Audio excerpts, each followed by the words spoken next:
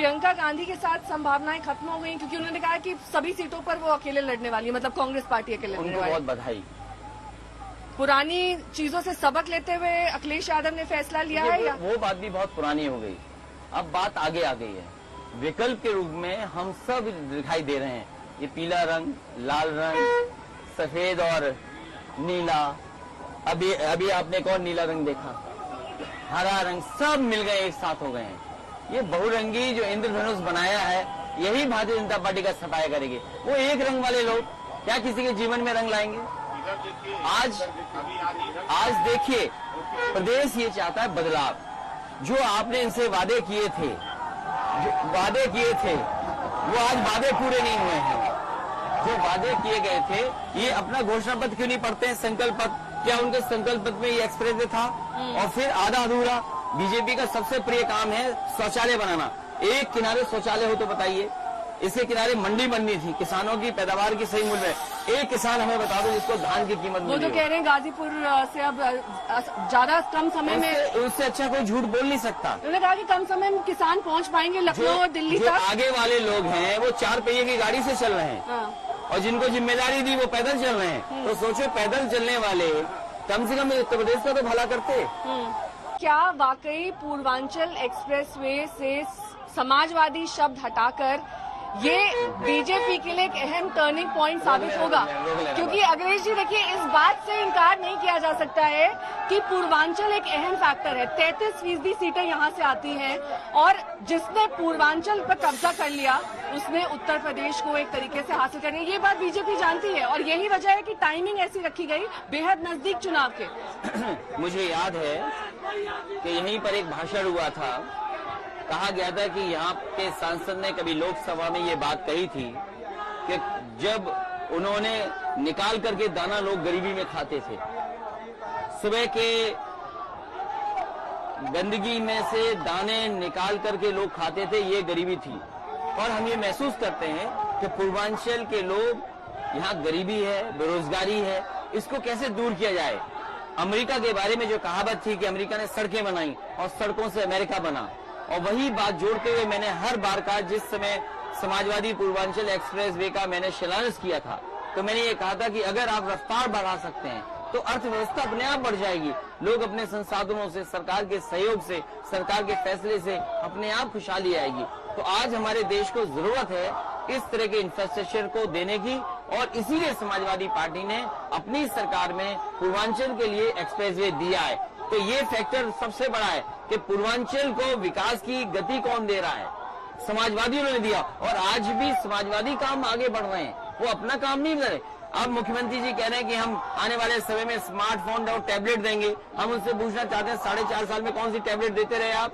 क्योंकि मुख्यमंत्री जी को लैपटॉप चलाना नहीं आता है, इसलिए नौजवानों के हाथ में लैपटॉप नहीं दिया उन्होंने। जो चीज वो खुद नहीं कर रहे हैं, वो कैसे लैपटॉप दे देंगे इन नौजवानों को? वो जानते हैं कि जिस समय इन्हें लैपटॉप मिल जाएगा, पढ़ाई अच्छी हो जाएगी, ये अपने सूझबूझ से, अपनी मेहनत से आगे बढ़ जाएंगे। ये 16 घंटे काम करना चाहते हैं नौजवान। आप क्या जगह दे रहे हैं उनको 16 घंटे काम करने के लिए? क्या मौका दे रहे हैं आप उनको? ये दिन रात पसीना बहा करके दूसरों के कारखाने चला रहे हैं। क्या ये लोग भूल जाएंगे कि माँ गंगा में यहाँ लाशें निकली थी, यही बक्सर में लाशें थी, गाजीपुर में लाशें थी? क्या कहा था बीजेपी ने कि लाशें बिहार से आ रही हैं? क्या गंगा उल्टी पाएंगे ये लोग? इसका जवाब है उनके पास।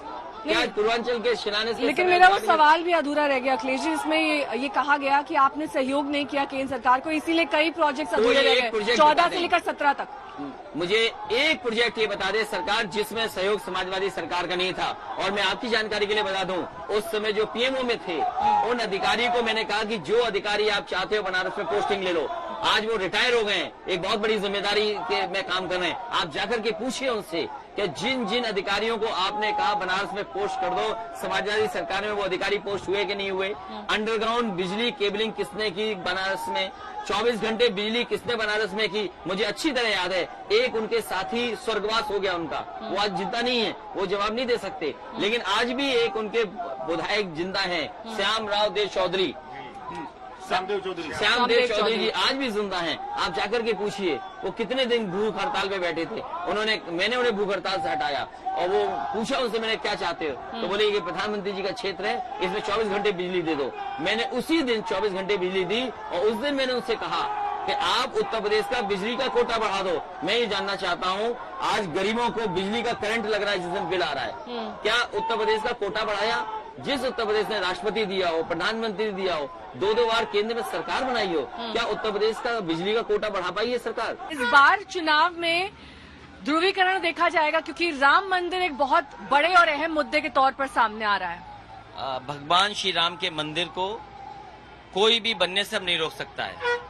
जब से सुप्रीम कोर्ट का फैसला आया है और सुप्रीम कोर्ट ने जब फैसला दे दिया है तो भगवान श्री राम का मंदिर कोई भी नहीं रोक सकता है। और भारतीय जनता पार्टी से सवाल होना चाहिए कि जब हाईवे समाजवादी सरकार 21 महीने में बना सकती है, लखनऊ में 13 या 14 या 19 महीने में मेट्रो चल सकती है, तो आखिर इतने दिनों के बाद भी भगवान श्री राम का मंदिर क्यों नहीं बना है? और अगर भगवान श्री राम किसी से नाराज होंगे तो अब भारतीय जनता पार्टी से नाराज होंगे। उन्होंने समय सीमा बता दी, उन्होंने कहा कि इस साल में बनकर तैयार हो जाएगा। अब जितने भी हिंदू हैं वो कह रहे हैं कि हम तो बीजेपी की वाह कर रहे हैं क्योंकि तय समय पर तय वक्त पर जो प्रॉमिस किया था, जो वादा किया था, राम मंदिर आ रहा है। भारतीय जनता पार्टी बेरोजगारी पे बात नहीं करेगी। आज देश में सबसे ज्यादा बेरोजगार हैं। आज ही का अखबार जब मैंने उठा करके देखा तो दुख हुआ इस बात का कि चीन अब दुनिया की सबसे बड़ी अर्थव्यवस्था हो गई है।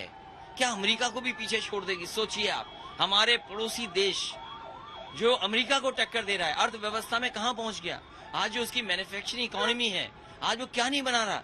और भारत जैसा देश इतना बड़ा जहां के नौजवान काम करना चाहते हैं, खून पसीना बहाना चाहते हैं, नौकरी चाहते हैं, रोजगार चाहते हैं, अगर उन्हें मौका मिले तो वो बिना सोए भी 16-18 घंटे काम कर सकते हैं, लेकिन उनको रोजगार नौकरी नहीं सरकार दे पा रही। आखिरकार इसके लिए जिम्मेदार कौन है?